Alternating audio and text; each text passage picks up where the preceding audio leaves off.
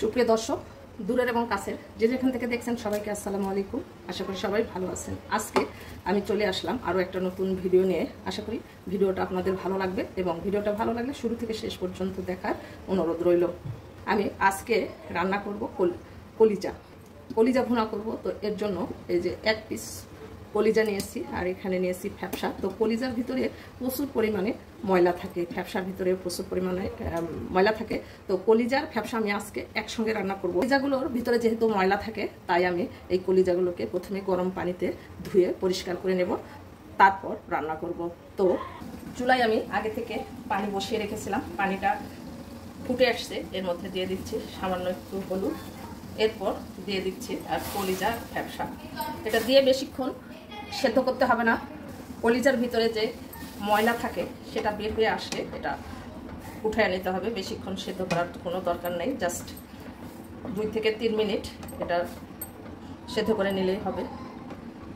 এতে করে খুব দ্রুত এর ভিতরের ময়লাগুলো বের হয়ে আসবে।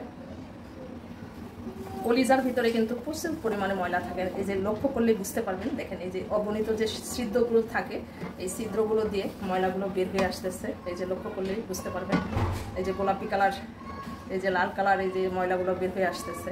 তাই চেষ্টা করবেন কলিজা রান্না করার আগে এইভাবে একটুখানি সেদ্ধ করে নিতে। মিনিট কলিজাগুলো সেদ্ধ করে নিয়েছি, এখন এটা উঠিয়ে নেব, তারপর একটুখানি ঠান্ডা করে নেব। কলিজাগুলো উঠিয়ে নিয়েছি, সাইডে রেখে দিচ্ছি। কলিজা কিছুটা ঠান্ডা হয়ে গেছে। এখন উপরের যে একটা চামড়া থাকে এই চামড়াটা উঠিয়ে ফেলে দিব। এতে করে রাবারি যে একটা ভাব থাকে সেটা কিন্তু আর থাকবে না। এই যে দেখ উঠে যাচ্ছে সুন্দরভাবে।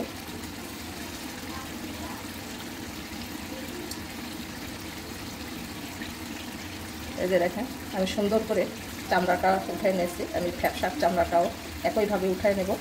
পরিষ্কার করে ছোট ছোট পিস করে কেটে নিয়েছি। আপনারা যদি বড় খেতে পছন্দ করেন তাহলে বড় করে কাটবেন, আমি একটু ছোট করে কেটেছি। আর ফ্যাপসাগুলোও ছোট করে কেটেছি। আর আমার ফ্যাপসা কলিজা কেউ খেতে চায় না, এই জন্য ফ্যাপসার কলিজা একসঙ্গে রান্না করে। এখন এটা আমি সাইডে রেখে দিচ্ছি। চলে আসলাম রান্না করতে।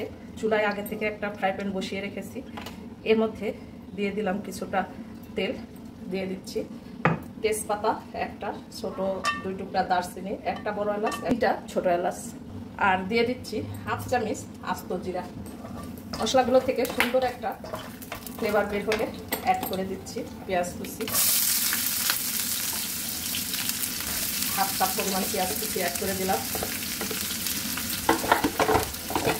এখন পেঁয়াজটাকে নেড়ে চেড়ে হালকা একটু নরম হয়ে আসলে অ্যাড করে দিচ্ছি 1 টেবিল চামচ আদা রসুনের পেস্ট। এখন আদা রসুনের পেস্টটাকে নেড়ে চেড়ে একেবারে ভুনা ভুনা করে নিতে হবে, যতক্ষণ না আদা রসুনের কাঁচা গন্ধ। মশলাটাকে একেবারে ভুনা ভুনা করে নিয়েছি। আর পেঁয়াজের কালারটা যেন চেঞ্জ না হয় এর জন্য অ্যাড করে দিচ্ছি পানি। 1/2 কাপ পরিমাণ পানি দিয়েছি। এখন অন্যান্য সব উপকরণ অ্যাড করে দেবো। দিচ্ছি স্বাদ মতো লবণ। লবণটা আপনাদের টেস্ট অনুযায়ী দেবেন। শুকনো মরিচের গুঁড়া দিচ্ছি 1 টেবিল চামচ, হলুদের গুঁড়া দিচ্ছি 1/2 টেবিল চামচ,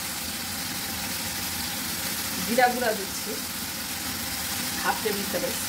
যেহেতু আমার কলিজার পরিমাণ কম তাই চেষ্টা করবেন মশলাগুলো কম অ্যাড করতে। ধনিয়া গুঁড়া দিলাম 1/2 টেবিল চামচ। এখন সব মশলাগুলোকে আবারও ভালো করে ভুনা ভুনা করে নিতে হবে।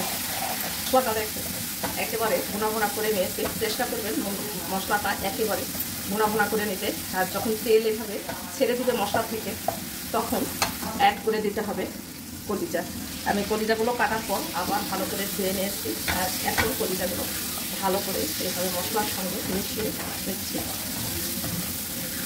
রান্নাগুলো খুবই ঝটপট করা যায় আর খেতেও দুর্দান্ত একটা টেস্ট হয়। 2 মিনিটের মতো কষায় নিয়েছি। এখন কলিজা সিদ্ধ হওয়ার জন্য অ্যাড করে দিচ্ছি 1 কাপ পরিমাণ পানি। এখন ঢাকনা দিয়ে ঢেকে ঝোলটা টেনে আসা পর্যন্ত রান্না করে নেব। ঝোলটা অনেক টেনে আসছে আর তেলগুলো উপরে উঠে আসছে। দেখেন লবণটা চেক করে নেবেন লবণ ঠিকঠাক আছে কিনা। একেবারে পারফেক্ট আছে। আমার রান্নাটা কমপ্লিট হয়ে গেছে, আমি সার্ভিং ডিশে সার্ভ করে নিচ্ছি। আর দেখেন এই ঝোলটা যেটা দেখতেছেন এটা কিন্তু টেনে একেবারে মাখো মাখো হয়ে যাবে। সার্ভ করে নিচ্ছি আর দেখুন কতটা সুন্দর হয়েছে। এটার কারণে কালারটা আপনাদেরকে বোঝাতে পারতেছি না, খুবই সুন্দর কিন্তু কালার হয়েছে, দুর্দান্ত একটা কালার আসছে।